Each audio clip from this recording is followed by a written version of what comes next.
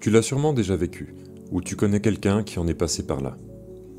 Cette rencontre où tout paraît enfin t'aligner. Tu te sens compris ou comprise, vu, valorisé comme jamais auparavant.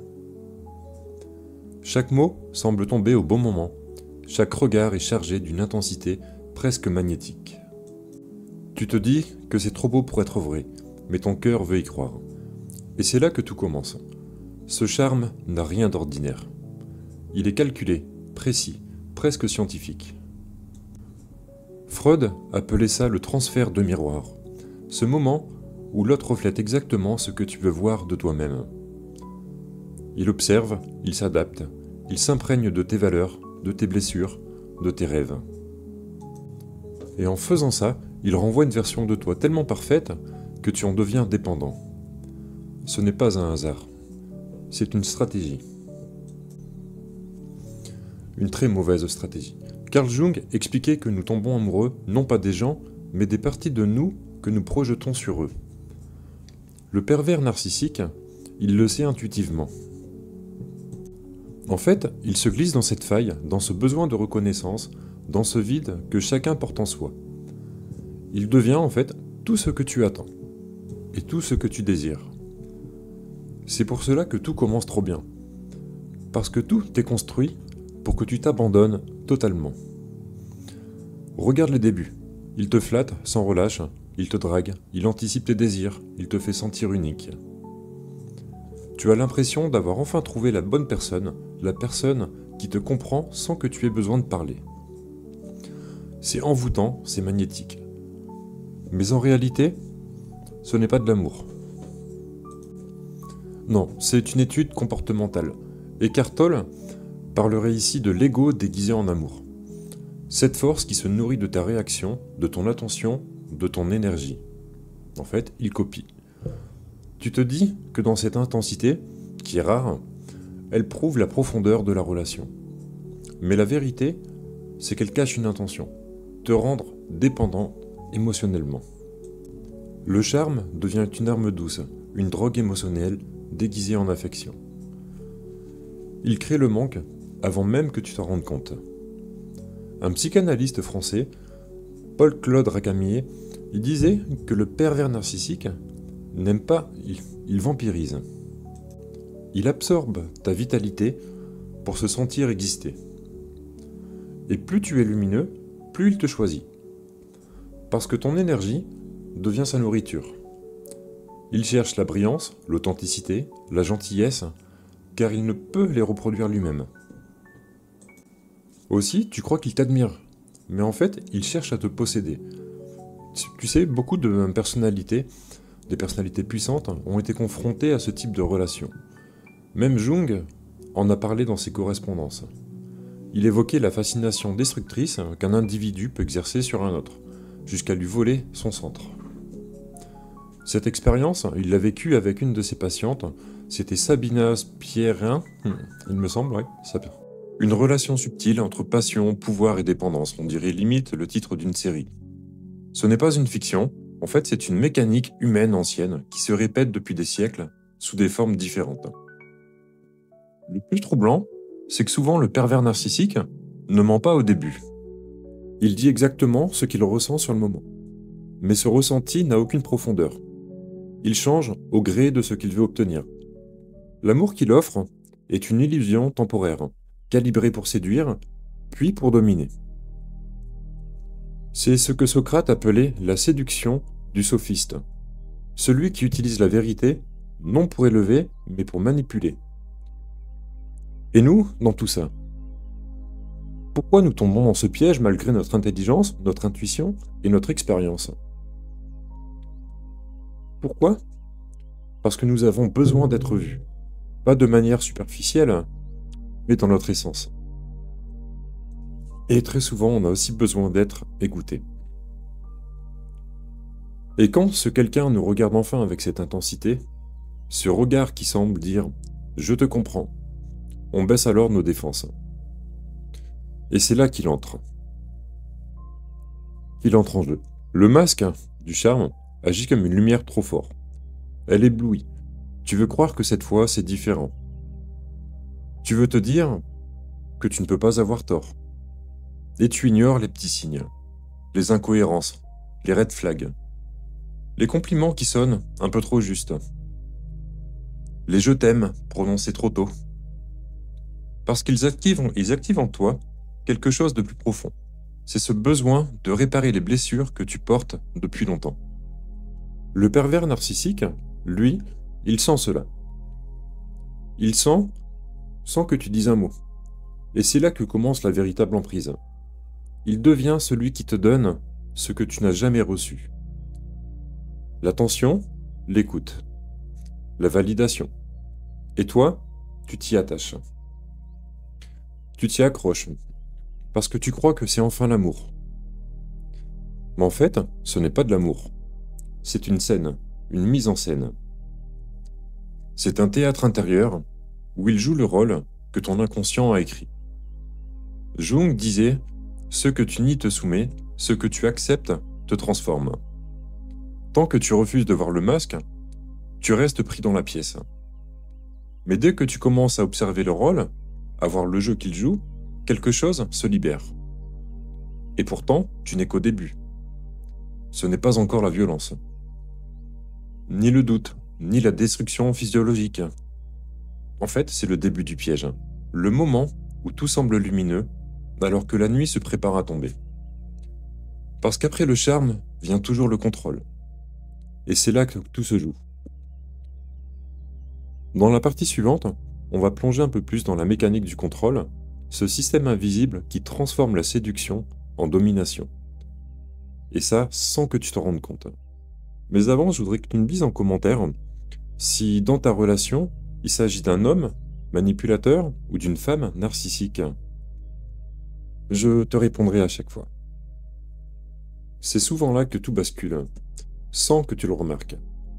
Le ton change, mais subtilement, pas d'un coup. Ce n'est plus le même regard, ce n'est plus la même chaleur. Tu ressens quelque chose d'indéfinissable. Une tension, une légère culpabilité, un besoin de prouver que tu mérites à nouveau ce qu'il t'offrait au début. Tu ne comprends pas encore que tu viens d'entrer dans un labyrinthe psychologique minutieusement construit. Freud décrivait ce phénomène comme un enchaînement affectif inconscient. Ce n'est pas de l'amour, c'est une dépendance qui se crée par la variation entre les comportements et la punition. C'est le même mécanique qu'on observe dans les addictions comportementales. Tu veux retrouver la sensation au début, cette sensation parfaite. Alors, tu t'accroches. Et à chaque fois que tu sens qu'elle s'éloigne, tu redoubles d'efforts pour la faire revenir. Le pervers narcissique, lui, il sait exactement ce qu'il fait. Donald Winnicott, un autre grand psychanalyste, il expliquait que certaines personnes n'ont pas de vrai self, de noyau stable. Elles n'existent qu'à travers l'effet qu'elles produisent sur les autres. En fait, c'est ça la clé. Le pervers narcissique ne cherche pas à te comprendre. Il cherche à se sentir réel à travers toi. Et pour cela, il doit te dominer émotionnellement. Il crée le chaos pour pouvoir exister. Tu l'as sûrement remarqué, il installe peu à peu le doute. Pas frontalement, pas encore. Il commence par te faire croire que tu exagères, que tu es trop sensible, que tu interprètes mal les choses. Cette tactique, on appelle ça le gaslighting, un terme inspiré du film Gaslight, dans lequel un mari manipule sa femme jusqu'à la rendre folle. La victime finit par douter de sa mémoire, de ses perceptions, de sa réalité. Et c'est exactement ce que cherche à faire le manipulateur, détruire ton rapport au réel. Ce processus, c'est d'une précision clinique, littéralement. Au début, il t'élève, ensuite, il te déstabilise. Puis, il te corrige, et enfin, il t'éduque. À ce stade, tu n'as plus conscience que ton esprit est ajusté à un rythme émotionnel contrôlé par quelqu'un d'autre. C'est la mécanique de contrôle invisible, mais implacable, infaillible. Carl Jung, encore lui, il appelait ça en fait l'ombre active. Cette part d'obscurité en fait de l'humain qui ne se manifeste que lorsqu'elle trouve une proie malléable, il écrivait que celui qui regarde à l'extérieur rêve, mais celui qui regarde à l'intérieur s'éveille. C'est là toute la différence qu'il faut comprendre. Tant que ton regard est tourné vers le manipulateur, vers ce qu'il pense, vers ce qu'il ressent, ou ce qu'il attend, tu es pris dans son rêve. C'est la traduction. Eckhart Tolle dirait que le pervers narcissique vit dans un ego hypertrophié. Un moi qui se nourrit de conflits, un besoin de conflit permanent. Il n'est jamais plus vivant que lorsqu'il crée une réaction en toi. Il te pousse à la colère, à la défense, à la justification, parce que chaque émotion que tu exprimes renforce son sentiment de puissance. Il veut te voir vibrer, trembler, pleurer. C'est pas par sadisme pur, mais parce que c'est sa seule manière pour lui de se sentir exister. Et c'est là que le piège devient si difficile à repérer. Parce qu'au fond, il ne t'impose rien de concret. Il ne te menace pas toujours, il ne crie pas forcément. Il t'amène simplement à douter de toi. En fait, il plante des graines à l'intérieur. Avec des questions. Est-ce que tu es sûr de te souvenir de ça? Tu es sûr de toi? Tu réagis toujours comme ça. C'est dommage. Je ne voulais pas te blesser. C'est toi qui interprètes mal. Et peu à peu, la réalité, ça devient la sienne. Et dans cette réalité, tu ne vois plus clair. Tu n'es plus certain de ce qui est vrai. Et cette confusion, elle te rend docile. Tu deviens ton propre gardien de prison, cherchant à éviter le conflit, à regagner sa validation, à redevenir la bonne version de toi. C'est le renversement psychologique parfait. Tu penses encore être libre, mais tu agis selon son scénario à lui. On a des études récentes en psychologie relationnelle qui ont démontré que les victimes de ce type de manipulation, elles présentent les mêmes symptômes que les soldats soumis à des techniques de conditionnement. Anxiété, hypervigilance, perte de confiance, culpabilité chronique. En fait, ce n'est pas des faiblesses. C'est vraiment un conditionnement. Et il fonctionne parce qu'il utilise ton empathie contre toi. Le pervers narcissique, il comprend ton besoin d'harmonie. Il sait que tu détestes les conflits, les disputes. Alors il les provoque, juste assez pour te déséquilibrer. Puis il t'offre une réconciliation comme une récompense. C'est un cycle. Tension, soulagement, tension, soulagement. Et ça, ton cerveau s'y habitue. Il devient accro à la paix retrouvée. Et c'est là que le lien devient une chaîne. Nous pensons souvent que l'amour guérit tout. Mais face à ce type de personnalité, l'amour devient le carburant du piège. Parce que plus tu vas donner, plus tu donnes, plus tu t'épuises. Et plus tu t'épuises, plus il contrôle. Tu ne t'en rends pas encore compte, mais ton identité commence à se dissoudre. Tu fais des compromis, tu t'excuses, tu t'adaptes, mais c'est jamais lui. Tu crois que c'est de la sagesse, mais c'est de la survie. Et chaque fois que tu renonces à toi pour éviter la tempête, tu lui cèdes un morceau de ton espace intérieur. La mécanique du contrôle n'a pas besoin de chaînes visibles. Elle fonctionne avec des mots, des silences, des regards, des absences. Et plus elle dure, plus elle te fait croire que tu es le problème. Mais si ce piège existe, il y a aussi une sortie. Et cette sortie, elle commence là où tu cesses de vouloir comprendre pour te comprendre toi-même. Je m'explique. Parce que la vraie question, c'est pourquoi nous restons attachés à ce qui nous détruit. Il faut bien se poser la question. Dans la partie suivante, justement, on va plonger en fait dans cette illusion du sauveur. La force qui te pousse à croire que tu peux changer, que tu peux le changer. Tu le sens au fond de toi, quelque chose cloche. Tu vois les contradictions, les absences, les mensonges minuscules qui s'accumulent comme des fissures dans le vernis. Et pourtant, tu restes. C'est pas par faiblesse, mais parce que tu espères. Tu te dis qu'il souffre, qu'il ne se rend pas compte, qu'avec la patience, avec ton amour, il finira par changer.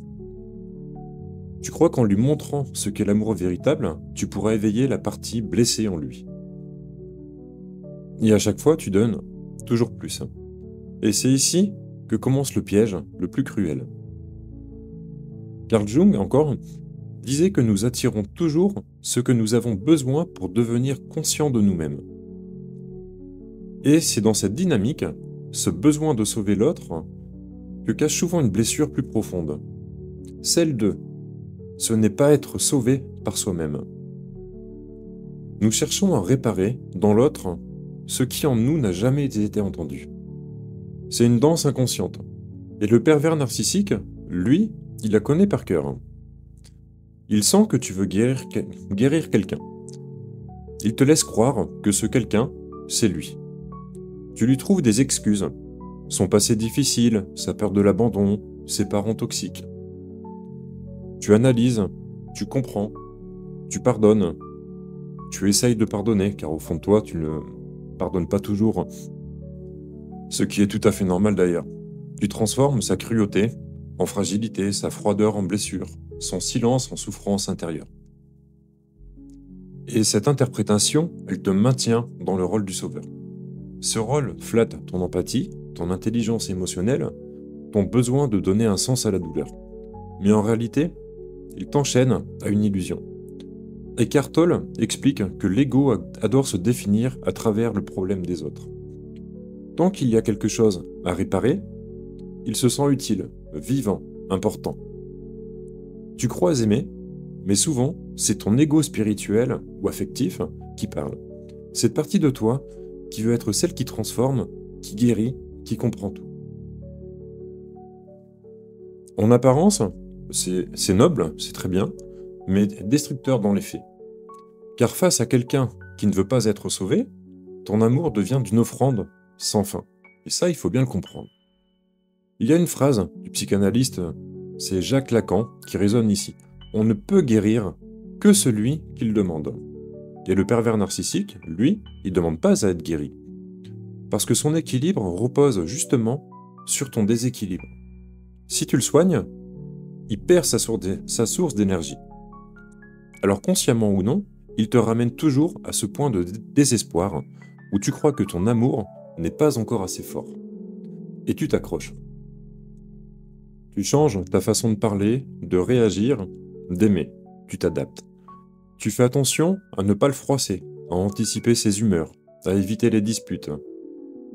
Tu crois que c'est de la maturité, mais c'est de l'adaptation. Et chaque adaptation te coupe un petit peu plus de ta propre vérité. Le pervers narcissique, lui, il observe tout ça avec un calme clinique. Plus tu cherches à le sauver, plus il te contrôle. En psychologie, ce phénomène a un nom. C'est ce qu'on appelle la codépendance affective. C'est le lien paradoxal où plus tu donnes, plus tu t'effaces. Tu ne cherches plus à être aimé, mais à mériter de l'être. Et quand enfin tu crois que ton dévouement va payer, il commence à changer les règles. Une froideur soudaine, une absence prolongée, un reproche déguisé. Il te retire la lumière pour te voir ramper vers lui. Et quand tu fais un pas en avant, il t'en redonne juste assez pour que tu restes. Tu penses qu'il ne se rend pas compte de ce qu'il fait, mais il sait exactement comment maintenir ce déséquilibre. Freud écrivait que certains individus développent une jouissance de domination, une satisfaction inconsciente à provoquer la souffrance chez l'autre, simplement pour sentir leur propre puissance. Chez le pervers narcissique, cette jouissance devient une identité. Et pourtant, tu continues à espérer. Parce que dans cette idée de le sauver, ça te donne une mission. Elle te fait croire que ton amour a un sens, que tout ce que tu endures servira à quelque chose. Tu t'imagines être celle ou celui qui l'amène enfin à changer, à aimer vraiment. Mais c'est pas de la compassion. En fait, c'est une illusion romantique.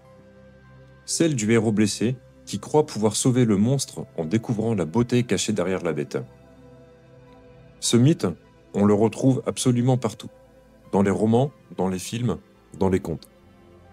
C'est la Bête et la Bête, version Narcisse et Écho. Écho qui répète les mots de Narcisse sans jamais être entendu, espérant qu'un jour, il se tourne vers elle. Mais il ne se retourne jamais. Parce que l'amour du pervers narcissique, c'est un miroir vide. Il ne regarde que lui-même, même quand il te regarde. Parce que l'amour du pervers narcissique, selon le philosophe Kierkegaard, en fait, il disait que le désespoir, c'est vouloir être soi-même sans Dieu. Autrement dit, sans conscience. Et dans cette relation, le désespoir du pervers narcissique, il est contagieux. Il t'entraîne dans sa tempête intérieure jusqu'à ce que tu ne saches plus où commence ton âme et où finit la sienne. Mais il existe une autre lecture de cette souffrance, celle de la révélation. Car chaque fois que tu essayes de le sauver, tu découvres une part de toi qui a besoin d'être sauvée.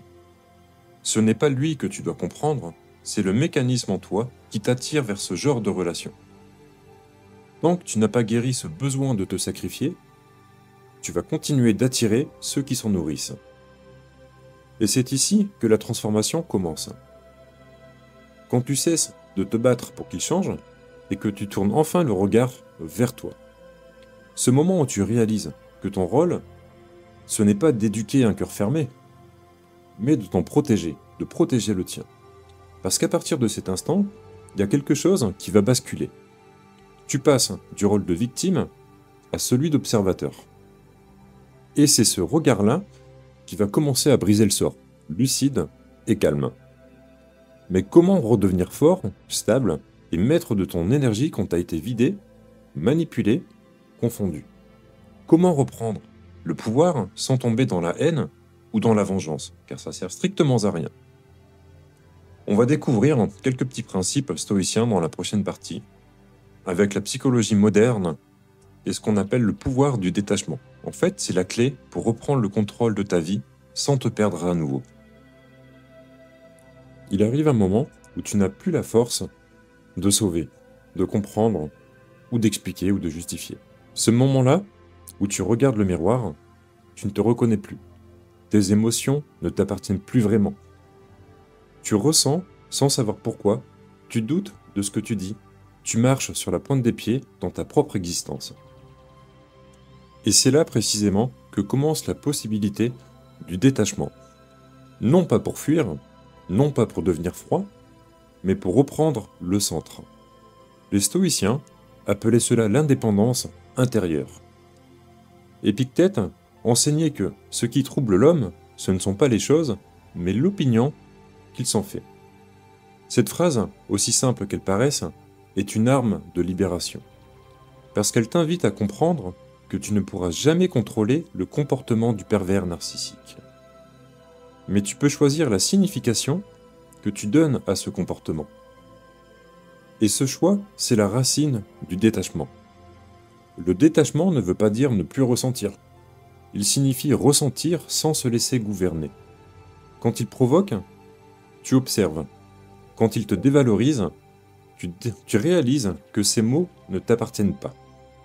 Quand il tente de t'amadouer, tu perçois la stratégie avant l'émotion. C'est une forme de lucidité qui s'apprend comme un muscle intérieur. Et plus tu l'exerces, plus tu redeviens toi. Et c'est important de s'en rendre compte. Carl Jung disait que là où le pouvoir de l'amour s'impose, le pouvoir domine, disparaît. En réalité, le détachement, c'est aimer différemment. Aimer sans te perdre, sans t'oublier.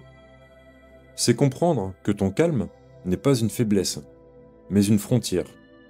Le pervers narcissique, lui, ne supporte pas ce calme. Quand tu ne réagis plus, quand tu ne pleures plus, quand tu ne cours plus pour te justifier, il perd son emprise. Si on reprend Eckhart Tolle, il parle de cet état comme une présence consciente. Ce n'est pas la fuite du conflit, c'est la fin de la réactivité, d'être dans la réaction. Il écrit, dans le livre Le pouvoir du moment présent, que la vraie liberté commence quand tu cesses de raconter ton histoire. Tu as le lien dans la description. Et c'est exactement cela que le pervers narcissique déteste. Quand tu cesses de jouer le rôle qu'il a écrit pour toi. Tu veux savoir pourquoi il revient toujours après t'avoir détruit. Parce que ton attachement, ton détachement, le confronte à son propre vide. Il ne comprend pas comment tu peux encore exister sans lui. comment tu peux sourire, respirer, penser par toi-même. Ce calme-là, c'est cette paix qu'il ne peut atteindre, ça le rend fou. Et c'est pour cela qu'il revient, pas par amour, mais pour reprendre le contrôle sur la seule chose qu'il ne supporte pas de perdre, ton énergie. Mais ce pouvoir du détachement ne se décrète pas, il se construit. D'abord, tu apprends à reconnaître les déclencheurs. Ce mot qui te fait réagir, ce ton qui te fait culpabiliser. Ensuite, tu reprends la maîtrise de ton attention. Tu arrêtes de te justifier, tu dis moins, mais tu dis vrai. Et tu laisses le silence faire son travail. Ce silence, d'abord inconfortable, devient ta meilleure protection. Parce qu'il te replace au centre. Et tu peux me croire, il va se sentir bête. Guy Corneau, dans son livre N'ayez pas peur d'aimer, il expliquait que le détachement n'est pas le contraire de l'amour, c'est la forme la plus pure. Aimer, ce n'est pas se sacrifier, c'est donner sans se nier. Et dans ce type de relation, le détachement devient un acte de survie spirituelle. Il te rend à toi-même. Il rétablit la distance nécessaire pour voir la manipulation sans y être aspiré. Tu découvriras alors quelque chose d'inattendu. Tu n'as pas besoin de le convaincre, ni de le punir. Tu n'as plus besoin qu'il reconnaisse ses torts, parce que ta paix ne dépend plus de sa validation. Le contrôle qu'il exerçait, il s'effondre le jour où tu cesses de vouloir qu'il change. Le jour où tu réalises que ton silence vaut plus que toutes les explications. Mais attention, ce moment de clarté est aussi celui où il sent que tu lui échappes. Et c'est là souvent qu'il revient. Plus doux, plus attentif, presque sincère, je dis bien presque. Il sent que quand la corde se relâche, il veut la resserrer. Et il te fait croire qu'il a compris, qu'il va changer, qu'il t'aime vraiment cette fois. C'est ce que les psychologues ils appellent le hovering, cette tentative de te réaspirer émotionnellement. Si tu n'as pas encore solidifié ton détachement, tu risques d'y replonger. Parce que ton cœur, encore fatigué mais plein d'espoir, il veut croire à la rédemption. Et lui, il sait comment jouer cette partition-là. La culpabilité, la nostalgie, les souvenirs du début.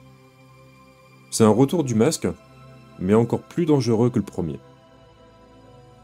Alors, comment rester debout quand le manipulateur revient avec un visage d'ange? Comment reconnaître le piège quand il prend la forme de la tendresse?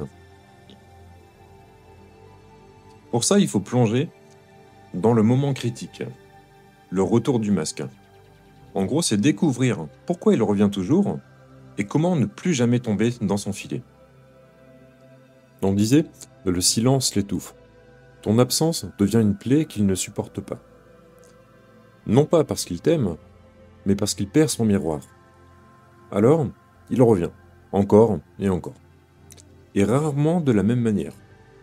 Parfois avec douceur, parfois avec regret, parfois même avec une fausse humilité. Il sait exactement quoi dire, comment parler et quel ton employer. Un vrai manipulateur. Il a appris ton langage émotionnel, il connaît tes failles, il sait sur quelle corde appuyer pour te faire vibrer à nouveau. Le retour du pervers narcissique est une œuvre d'art manipulatoire. Tout y est calculé. Les mots, le timing, le regard. Il réapparaît souvent quand tu commences enfin à te reconstruire, toujours à ce moment-là. Il sent ton énergie revenir, ton éclat, cette lumière intérieure qu'il a contribué à éteindre. Et cette lumière, il la veut à nouveau. Car sans ton attention, il n'existe plus.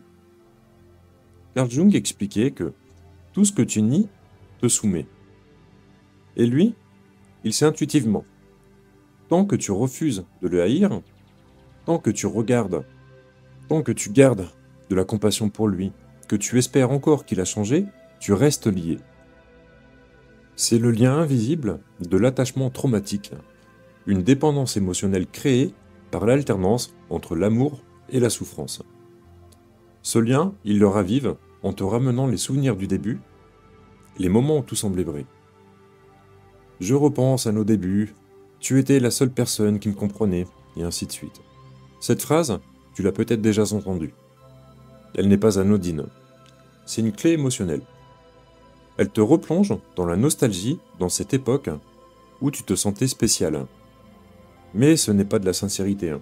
Ça, faut être clair, c'est une stratégie. Si on reprend Freud, il appelait cela la répétition compulsionnelle. Ce besoin inconscient de recréer les mêmes scénarios pour reprendre le contrôle de la douleur. Le pervers narcissique, il rejoue toujours la même pièce. Sauf qu'à chaque fois, il va changer le décor, légèrement. Il te fait croire qu'il a évolué, qu'il a compris, qu'il est différent. Il te parle de sa solitude, de ses erreurs, et il te promet un nouveau départ, une seconde chance. Mais au fond, il ne cherche pas la paix. Il recherche encore son pouvoir. Et tu le sens. Une part de toi le sait. Mais une autre part, celle qui espère encore que l'amour peut tout réparer. Il veut vérifier. Tu veux être sûr que cette fois, ce n'est pas un piège. Tu veux lui laisser une chance, mais juste une, encore une. Et c'est là que le cycle recommence. La tendresse, puis la tension, puis la confusion. La même spirale infernale, mais plus subtile. Parce qu'il a appris de ses erreurs, lui aussi. Le psychiatre Winnicott, c'est Donald Winnicott, il disait que certains individus développent un faux self, une personnalité de façade construite pour survivre dans un monde émotionnel vide. Le pervers narcissique, il vit à travers ce faux self. Lorsqu'il revient, il te montre une version réparée de lui-même en apparence, il imite l'empathie, il joue la vulnérabilité, et même que parfois il pleure. Mais ces émotions, ils ne viennent pas d'un cœur sincère. Ils viennent d'un besoin de contrôle. Il ne cherche pas ton pardon, il s'en fiche, il cherche ton attention. Et Cartol, il dirait que il revient parce que ton absence a interrompu la nourriture de son ego. Son moi souffre de ton détachement. L'ego ne supporte pas le vide. Il a besoin d'une réaction, d'une opposition, d'un écho. Et toi, si tu lui réponds, même par colère, même pour te défendre, tu ravives le lien encore et encore. C'est pour ça que le détachement, c'est celui de la partie précédente, est rare. Il est silencieux. Et ce silence détruit. Mais attention, ce retour, il n'est pas toujours brutal. Il peut être lent, insidieux, presque tendre. Il s'invite dans ta vie à petits pas. Un message par hasard, une demande d'aide, un souvenir partagé. Il te dit que ce n'est rien, que tu contrôles la situation. Mais la vérité, c'est que chaque mot échangé, ça rouvre une porte du lien psychique. Et cette porte, une fois entrouverte, il sait comment la forcer. Les psychologues appellent ça le cycle de l'intermittence émotionnelle, et c'est précisément ce qui rend ces relations addictives. Le cerveau humain, il associe souvent l'amour à la récompense. Quand la récompense est irrégulière, le besoin devient une obsession. C'est le même mécanisme que les machines à sous. Parfois tu gagnes, et souvent tu perds. Mais cette incertitude, elle te rend accro. Et le pervers narcissique, il joue à ce jeu avec une précision terrifiante. Alors quoi faire? Est-ce qu'il faut fuir? Est-ce qu'il faut bloquer? Ignorer? Oui, mais c'est surtout tout comprendre. Comprendre que chaque interaction, même minime, nourrit son système. Et oui, on le rappelle, c'est ton énergie qu'il nourrit. Il ne supporte pas ton silence, mais il préfère ta colère à ton indifférence. La seule réponse qu'il ne sait pas gérer, c'est ton absence. Celle où tu vis, où tu respires, où tu existes, mais sans lui. Et c'est précisément là que le piège devient le plus dangereux. Car lorsqu'il sent que tu lui échappes vraiment, il peut devenir cruel, et même parfois destructeur. Il te fera passer pour folle, pour ingrate, pour une manipulatrice. Il retournera ton entourage contre toi, s'il peut. Il tentera de salir ton image pour reprendre le pouvoir symbolique qu'il a perdu. Mais c'est aussi là que naît la libération. Parce que quand tu vois le masque tomber à nouveau, tu ne ressens plus la même peur. Tu ressens une lucidité froide, presque tranquille. Tu comprends que tu ne veux plus convaincre, ni prouver. Tu veux juste vivre, et vivre pour toi. Et cette envie de vivre authentique est plus forte que toutes ces stratégies. Carl Jung disait, ce à quoi tu résistes persiste, mais ce que tu regardes en face se dissout. Le retour du masque n'est pas une menace. Quand tu vois pour qui il est, une tentative désespérée d'exister à travers toi. Mais on a toujours une question qui demeure. Après cela, après tant de blessures, de confusion et de pertes, que reste-t-il de toi? Comment reconstruire ton identité, ton estime, ta lumière, quand tu as été brisé de l'intérieur? En fait, il faut aller là où tout recommence, la renaissance intérieure. Tu découvriras en fait comment transformer cette douleur en force, et tu as de la force en toi, et faire le point de départ de ta vraie vie, de ta liberté. En fait, tu dois commencer à reprendre ta vie en main et à vivre pour toi. Il y a un silence après la tempête. Pas celui du vide, mais de la reconstruction.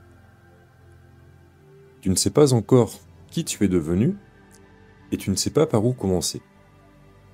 Tout ce que tu sais, c'est que quelque chose en toi refuse de rester brisé.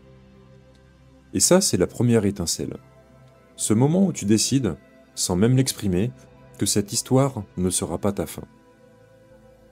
Que tu ne seras pas défini par celui ou celle qui t'a détruit, mais par ce que tu fais de cette destruction.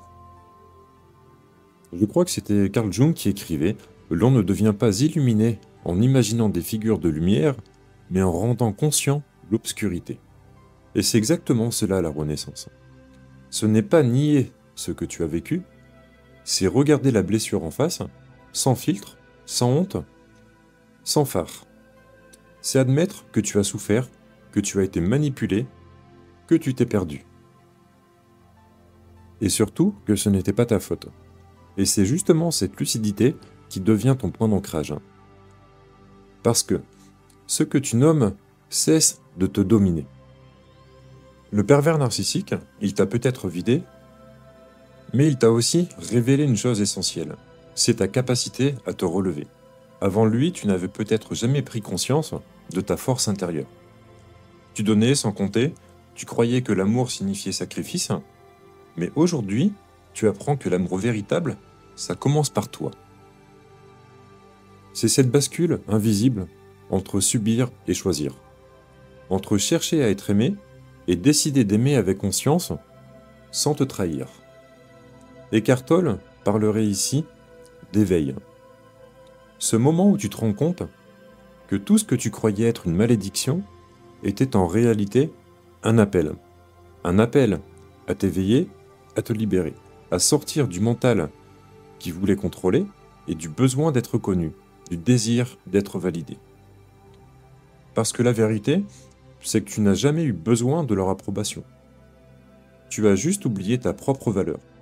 Et c'est cela qu'il faut maintenant reconstruire. Cette reconstruction, c'est pas une quête vers l'extérieur. Ce n'est pas une revanche, ni un cri de victoire. C'est un retour. Un retour à la paix intérieure, à la lenteur, à ce souffle intérieur que tu avais perdu.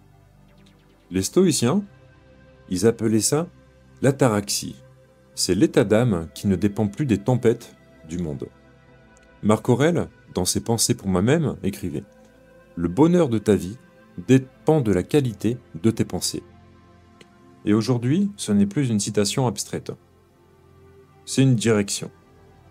Tu apprends à reconnaître les signaux du corps, les intuitions que tu avais ignorées. Et tu apprends à poser des limites sans te justifier. À dire non sans culpabilité. À t'écouter sans peur d'être jugé. Chaque pas que tu fais vers toi, c'est une victoire invisible, mais elle est immense.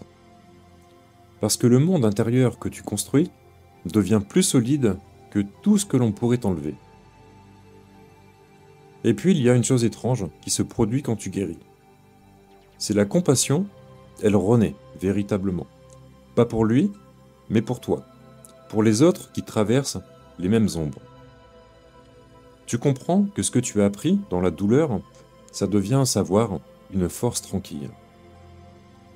Tu ne cherches plus à sauver tout le monde, tu inspires simplement. Et c'est là que la transformation, elle devient réelle. Nietzsche disait « Ce qui ne me tue pas me rend plus fort ». Mais il ne parlait pas d'une force brutale ou d'un orgueil arrogant. Il parlait de la force intérieure qui naît quand l'âme a connu la fracture et qu'elle choisit malgré tout de s'ouvrir à la vie. Parce que la véritable puissance, c'est de dire « Je me suis perdu, mais je suis revenu à moi ». Et ce changement, ça change tout. Il change la manière dont tu regardes le monde, dont tu entres en relation, et comment tu aimes. Tu n'aimes plus pour combler, tu aimes pour partager. Et ça, c'est important. Tu ne cherches plus à être compris, tu apprends à te comprendre toi-même. Tu n'attends plus qu'on te voie, tu deviens lumière par ta seule présence. Et c'est peut-être là le plus grand paradoxe de cette histoire, c'est celui qui a voulu te détruire, sans le savoir, révèle à toi-même. Parce que pour t'en sortir, tu as dû plonger profondément dans ton être, recentrer tes peurs, les rencontrer, tes blessures, tes ombres. Et c'est en affrontant cette obscurité que tu as trouvé ta clarté. Aujourd'hui, tu ne cherches plus à effacer le passé, tu apprends à le remercier. Non pas pour la douleur, mais pour la conscience qu'il a éveillée. Tu comprends que chaque épreuve t'a préparé à cette version de toi, plus calme, plus lucide, plus ancrée. Et ce n'est plus la vengeance qui te guide, mais la paix. Une paix vivante, active, qui ne fuit rien, mais ne s'attache plus à ce qui te détruit. Le psychiatre Carl Roger, le fondateur de la thérapie centrée sur la personne, il disait « L'étrange paradoxe, c'est que lorsque je m'accepte tel que je suis, alors je peux changer. » C'est ça la renaissance. Ce n'est pas devenir quelqu'un d'autre, c'est enfin habiter pleinement qui tu es. Et là, tu réalises que la vraie victoire, c'est pas d'avoir échappé au pervers narcissique. La vraie victoire, c'est de t'être retrouvé. Le véritable toi. D'avoir traversé la manipulation, la douleur, la confusion, et d'en sortir avec un cœur plus lucide, plus fort, mais toujours capable d'aimer. Parce qu'aimer après avoir été détruit, sans haine, sans peur, sans besoin, c'est la plus grande des libertés. Et peut-être que c'est ça, le secret que personne ne dit. Le pervers narcissique ne détruit jamais vraiment ceux qui apprennent à se voir. Il ne peut blesser que ceux qui s'ignorent. Mais dès que tu te reconnais, dès que tu redeviens le témoin conscient de ton propre esprit, son pouvoir y s'éteint. Tu n'as plus besoin de te protéger contre lui. Tu n'as plus besoin de te battre. Et pourquoi ? Parce que le champ de bataille, il n'existe plus. Il n'a plus d'accès à ton monde intérieur, et ce jour-là, tu n'es plus une victime.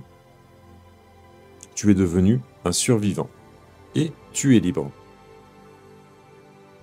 On arrive à la fin de cette vidéo. Si elle t'a plu, dis-le moi en commentaire, laisse un like. Idem si tu préfères que je garde ma voix naturelle, ou si je reprends la voix IA précédente. C'est beaucoup de travail, donc un petit peu de soutien, ça fait plaisir. Je vous remercie à tous.